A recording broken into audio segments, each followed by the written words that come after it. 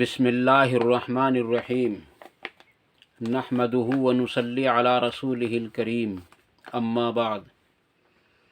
فاعوذ باللہ السمیع العلیم من الشیطان الرجیم بسم اللہ الرحمن الرحیم قال اللہ تبارک وتعالی فی کتاب الکریم ان اللہ وملائکتہ یصلون علی النبی یا ایہا الذین آمنوا صلوا علیہ وسلموا تسلیما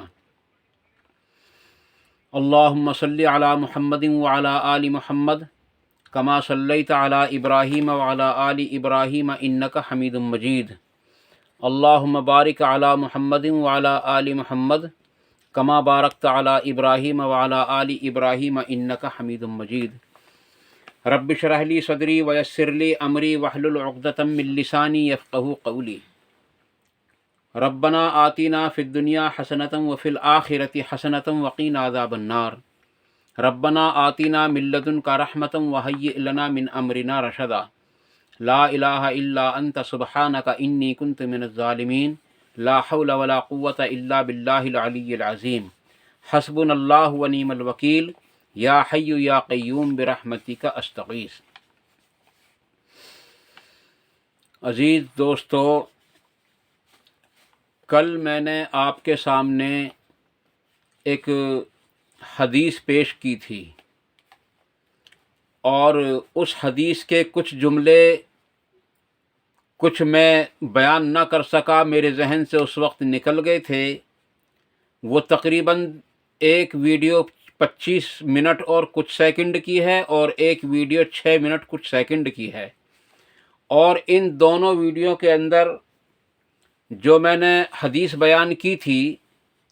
اس حدیث کے آخر میں سے کچھ جملے چھوٹ گئے تھے، اس لیے میں آپ کے سامنے اسی حدیث کو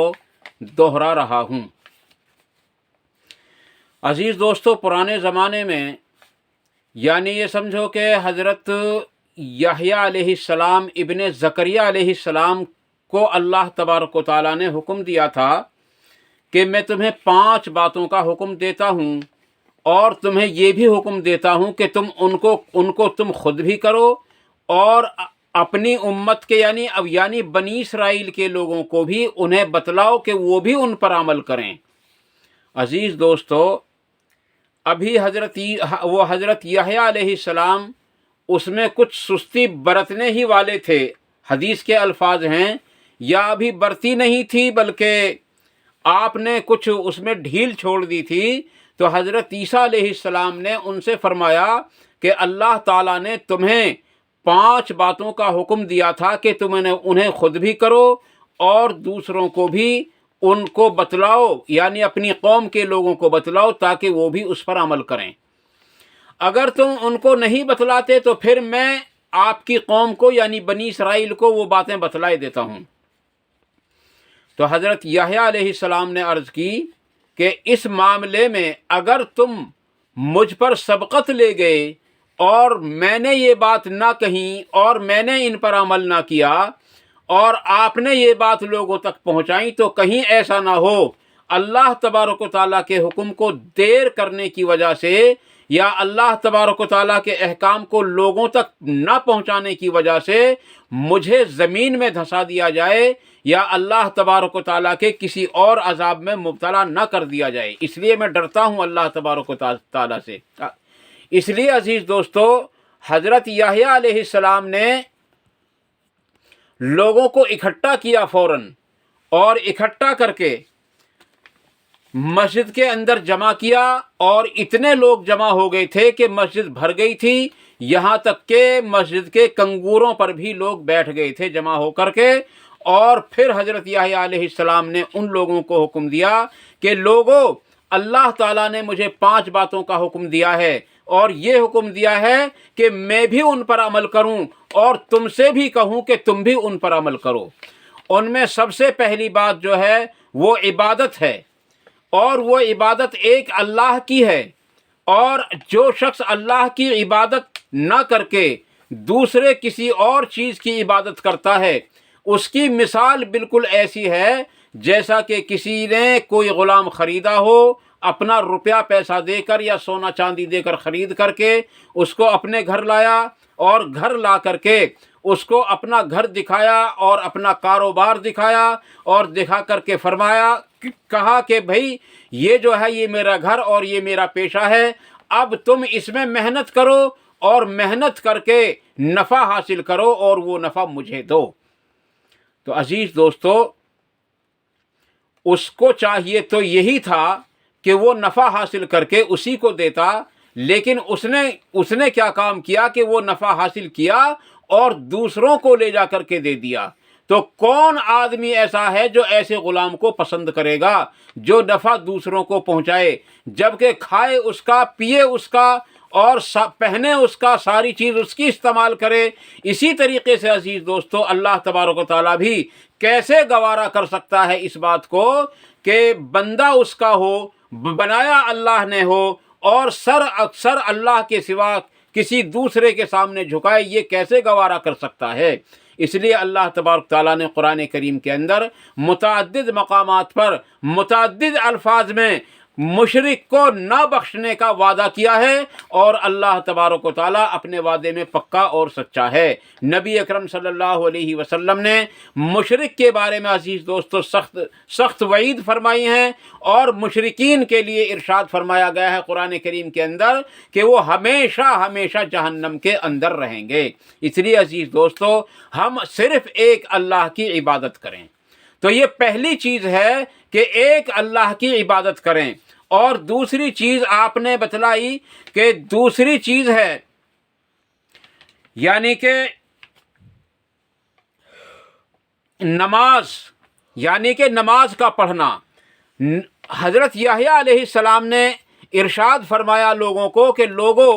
جب تک آدمی نماز میں مشغول رہتا ہے اس وقت تک اللہ تبارک و تعالیٰ اپنا چہرہ اس کی طرف متوجہ رکھتا ہے، اور یہاں تک کہ وہ اپنا دھیان کہیں اور لگا لے۔ اور میں نے ایک جگہ روایت میں پڑھا ہے کہ جب آدمی نماز کے لیے کھڑا ہوتا ہے تو گویا وہ اللہ کے سامنے کھڑا ہوا ہوتا ہے، وہ اللہ کو دیکھ رہا ہوتا ہے اور اللہ اس کو دیکھ رہا ہوتا ہے، اور جب اس کی نظر ادھر ادھر جاتی ہے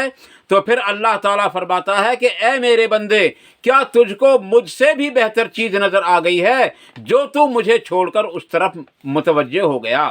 عزیز دوستو، یہ الفاظ ہیں اسی حدیث کے۔ اس سے آگے میں آپ لوگوں کے سامنے عرض کرنا چاہتا ہوں کہ نماز، کیونکہ ہر آدمی جانتا ہے کہ نمازی آدمی جب نماز پڑھتا ہے تو وہ اللہ تبارک تعالیٰ سے ہم کلام ہوتا ہے، اور ہم کلام ہونے کا مطلب یہ نہیں ہوتا کہ وہ جلدی کر کے اور وہ بات کو جو ہے ختم کر دے، بلکہ ہم کلامی کا مطلب یہ ہوتا کہ تسلی بخش بات چیت کی جائے اور اللہ تبارک و تعالیٰ کے سامنے تسلی بخش نماز پڑھی جائے۔ بہت جلدی اللہ تبارک تعالیٰ کا کلام نہ پڑھا جائے، بلکہ ترتیل کے ساتھ پڑھا جائے اور اس کو سنبھال کر پڑھا جائے، اور کم سے کم ایسا پڑھا جائے تاکہ اپنی سمجھ میں آ سکے کہ میں کیا کہہ رہا ہوں۔ اس لیے عزیز دوستو، نماز کو تسلی بخش پڑھیں، اور رکوع کو اطمینان سے کریں، سجدوں کو اطمینان سے کریں، قیام کو اور قومے کو اور جلسہ یعنی جلسوں کو، جلسہ استراحت کو اور جلسے کو، اور جو ہے جتنے بھی ارکان ہیں اس کے نماز کے، ان کو مکمل طریقے سے، پورے طریقے سے ان کو جو ہے کرنے کی کوشش کریں۔ اس لیے عزیز دوستو، بخاری شریف کی حدیث ہے کہ نبی اکرم صلی اللہ علیہ وسلم کے زمانے میں ایک شخص آیا اور اس نے جلدی وضو کیا اور وضو کر کے نماز ادا کی، اور نماز کے بعد بہت جلدی سے آ کر کے نبی اکرم صلی اللہ علیہ وسلم کو سلام کیا۔ آپ نے سلام کا جواب دیا، اور جواب دینے کے بعد اس سے پوچھا کہ کیا آپ نے نماز پڑھ لی؟ انہوں نے عرض کی یا رسول اللہ ہاں نماز پڑھ لی۔ تو آپ نے فرمایا ابھی نہیں پڑھی، نماز دوبارہ پڑھو۔ یہاں تک کہ آپ نے 2 یا 3 مرتبہ ان سے اسی طرح نماز پڑھوائی۔ پھر آپ صلی اللہ علیہ وسلم سے انہوں نے خود ہی عرض کی یا رسول اللہ پھر میں کس طریقے سے نماز پڑھوں؟ تو آپ نے نماز پڑھنے کا پورا طریقہ بتلایا کہ جب تم نماز کا ارادہ کرو تو اللہ اکبر کہہ کر اطمینان سے اللہ کے سامنے کھڑے ہو، اور اتنا قرآن پڑھو جتنا تمہیں آسانی سے یاد ہو یا جتنا تم آسانی سے پڑھ سکتے ہو، پھر رکوع کرو اور اطمینان کے ساتھ رکوع کرو، پھر رکوع سے سر اٹھاؤ اور اطمینان کے ساتھ سر اٹھاؤ، اور پھر کھڑے ہو جاؤ، اور پھر اطمینان سے کھڑے ہو کر اللہ اکبر کہتے ہوئے سجدے میں جاؤ، اور سجدے میں خوب اطمینان کو قائم کرو، پھر سجدے سے اٹھو اور سجدے سے اٹھ کر دونوں سجدوں کے درمیان میں خوب اطمینان سے، یعنی وہاں بھی اطمینان کو قائم کرو، پھر دوسرا سجدہ کرو اور پھر اس سجدے کو کے اندر بھی اطمینان قائم کرو، پھر دوسرے سجدے سے اٹھ کر پھر بیٹھ جاؤ اور وہاں بھی اطمینان کو قائم کرو، اور اس کے بعد دوسری رکعت کے لیے کھڑے ہو جاؤ اور اسی ترتیب سے پوری نماز کو ادا کرو۔ اب بعض لوگ اس حدیث سے یہ جو ہے دلیل لیتے ہیں کہ صاحب اس کے اندر رفع الیدین کا حکم نہیں ہے، تو عزیز دوستو میں ان لوگوں سے سوال کروں گا کہ اس میں قرآن کریم پڑھنے کا تو حکم موجود ہے، کھڑے ہونے کا تو حکم موجود ہے، رکوع کرنے کا تو حکم موجود ہے، لیکن رکوع میں جاتے وقت تکبیر کہنے کا کوئی حکم موجود نہیں ہے، اور رکوع کے اندر تسبیحات پڑھنے کا کوئی حکم موجود نہیں ہے۔ اگر ہم اس طریقے سے لیں گے تو رکوع کی تسبیحات، رکوع سے اٹھنے کی تکبیر، رکوع میں جانے کی تکبیر، رکوع سے اٹھنے کی جو ہے تسمیع، اور جو ہے دوسری چیز ربنا ولک الحمد وغیرہ، اور تمام تکبیرات، اور رکوع کے بعد دونوں سجدوں کی جو تسبیحات ہیں وہ تمام کی تمام ختم ہو جائیں گی یعنی ان لوگوں کے حساب سے۔ تو عزیز دوستو اس میں رفع الیدین کرنے اور نہ کرنے کا کوئی حکم نہیں ہے، اس میں صرف اللہ کے نبی صلی اللہ علیہ وسلم نے نماز پڑھنے کا طریقہ بتلایا ہے، اس لیے نماز کو آسانی یعنی نماز کو اطمینان اور سکون کے ساتھ پڑھنا چاہیے۔ خود قرآن کریم کا 18واں پارہ جو جہاں سے شروع ہوتا ہے وہاں نماز میں اطمینان قائم کرنے کا اللہ تبارک تعالیٰ نے حکم دیا ہے۔ اور تیسری چیز جو حضرت یحییٰ علیہ السلام نے لوگوں کو بتلائی وہ ہے روزے کا رکھنا۔ اس کے بارے میں فرمایا کہ جو ہے روزہ ایک ایسی چیز ہے جیسا کہ کسی جماعت کے ساتھ کوئی آدمی ہو اور اس کے پاس میں ایک مشک ہو، وہ کیا نام اس کا ایک تھیلی ہو اور اس کے اندر مشک بھری ہوئی ہو اور دوسرے لوگوں کو اس کی خوشبو جا رہی ہو۔ روزے کی مثال بالکل اسی طرح ہے، اور خود نبی اکرم صلی اللہ علیہ وسلم نے ارشاد فرمایا کہ میرے امتی کا جو روزہ ہے اور میرا امتی جب روزہ رکھتا ہے تو اس کے منہ کی جو بو ہے وہ اللہ تبارک و تعالیٰ کے نزدیک مشک کی خوشبو سے بھی زیادہ بہتر ہے۔ اور بعض احادیث سے پتہ چلتا ہے کہ روزے دار جب قیامت کے روز اٹھے گا تو اس کے منہ سے مشک کی خوشبو آ رہی ہوگی، اور مشک کی خوشبو کو اس لیے جو ہے مثال پیش کی گئی ہے کہ دنیا میں جتنی خوشبوئیں موجود ہیں ان میں سب سے زیادہ پسندیدہ خوشبو جو ہے وہ مشک کی خوشبو ہوتی ہے۔ عزیز دوستو چوتھی چیز اللہ کے نبی حضرت یحییٰ علیہ السلام نے جو بتلائی وہ ہے زکوٰۃ، یا اللہ کے راستے میں خیرات کرنا یا صدقہ دینا۔ اس کے بارے میں فرمایا گیا ہے کہ اس کی مثال جو شخص صدقہ دیتا ہے اس کی مثال بالکل ایسی ہے جیسا کہ کسی دشمن نے کسی کو باندھ لیا ہو، قید کر لیا ہو اور اس کو لے چلا ہو قتل کرنے کے ارادے سے، پھر وہ راستے میں جائے اور راستے میں اس سے کہے کہ میرے پاس تھوڑا یا بہت مال ہے، تو اس مال کو لے لے اور اس کے بدلے میں مجھ کو چھوڑ دے، پھر اس کا وہ فدیہ قبول کر لیا جائے اور وہ اس کو چھوڑ دے۔ عزیز دوستو صدقے کی مثال ایسی ہے کہ آدمی سے جو آدمی صدقہ ادا کرتا ہے، جو آدمی زکوٰۃ دیتا ہے، جو آدمی اللہ کے راستے میں خرچ کرتا ہے، اس پر جو آسمان سے بلائیں آنے والی ہوتی ہیں، جو زمین سے بلائیں آنے والی ہوتی ہیں، وہ سب کی سب روک دی جاتی ہیں، اور صدقہ جو ہے بلاؤں کو بالکل سرے سے بالکل کھا کر ختم کر دیتا ہے۔ اس لیے عزیز دوستو صدقہ ضرور کیا کریں، اپنی جان کا، اپنے مال کا صدقہ ضرور ادا کریں، اپنی اولاد کی طرف سے، اپنی طرف سے۔ نبی اکرم صلی اللہ علیہ وسلم نے ارشاد فرمایا کہ جب آدمی صبح کو اٹھتا ہے تو صبح کو اٹھتے ہی اس کے بدن میں جو 360 جوڑ لگے ہوئے ہیں، ہر جوڑ کی طرف سے ایک صدقہ اس پر واجب ہو جاتا ہے۔ لیکن جو شخص فجر کی نماز کے بعد، سورج نکلنے کے بعد 2 رکعت پڑھ لے، وہ اس کی طرف سے جو ہے مکمل تمام صدقوں کی طرف سے کفایت کر جاتا ہے۔ اتنی آسانی بھی رکھ دی ہے اللہ تبارک و تعالیٰ نے کہ اتنے سارے صدقے کون ادا کرے گا، اس لیے 2 نفل کے اندر وہ تمام صدقوں کو اللہ تبارک و تعالیٰ نے جمع کر کے، اور جو شخص ان کو پڑھ لے تو یقیناً اس نے گویا اپنے ہر جوڑ کی طرف سے مکمل طریقے سے صدقہ ادا کر دیا۔ عزیز دوستو، صدقے کی قرآن کریم کے اندر اور احادیث رسول کے اندر بڑی فضیلت آئی ہے، اس لیے صدقہ ضرور دیا کریں، اس میں ہماری بھلائی اور خیر ہے۔ اور 5ویں چیز جو اللہ کے نبی حضرت یحییٰ علیہ السلام کو حکم دیا تھا، اور حضرت یحییٰ علیہ السلام نے اپنے یعنی بنی اسرائیل کے لوگوں کو جو چیز بتلائی تھی، وہ اللہ کا ذکر ہے۔ عزیز دوستو، یہاں تک بالکل جو کل کی حدیث ہے وہ میں نے آپ کے سامنے بالکل ٹھیک طریقے سے پیش کر دی تھی۔ اس کے بعد میں حضرت یحییٰ علیہ السلام نے فرمایا کہ جو شخص اللہ کا ذکر کرتا ہے وہ بالکل ایسا ہے جیسا کہ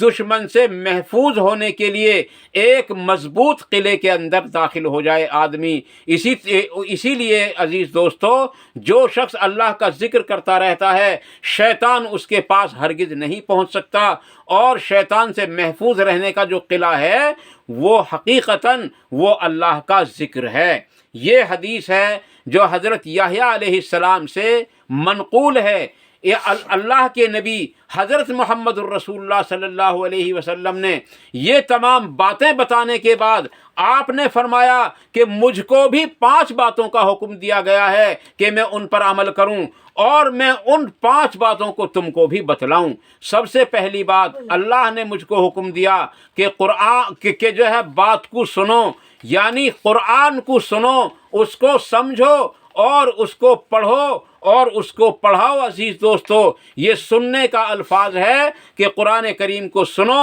اور دوسرا حکم اللہ تبارک و تعالیٰ نے حکم دیا کہ پھر اس پر عمل کرو، کہ اس پر عمل کرنا لازمی اور ضروری ہے، اور اس پر عمل اسی وقت کیا جا سکتا ہے جب آدمی اس کو سمجھ لے، اور اس کو سمجھا اسی وقت جا سکتا ہے کہ کیونکہ یہ عربی زبان کے اندر ہے، اور ہم اس کو اردو میں ترجمہ پڑھیں اور اس کو سمجھنے کی کوشش کریں، تبھی ہماری سمجھ میں آ سکتا ہے۔ اور تیسری بات جو اللہ تبارک و تعالیٰ نے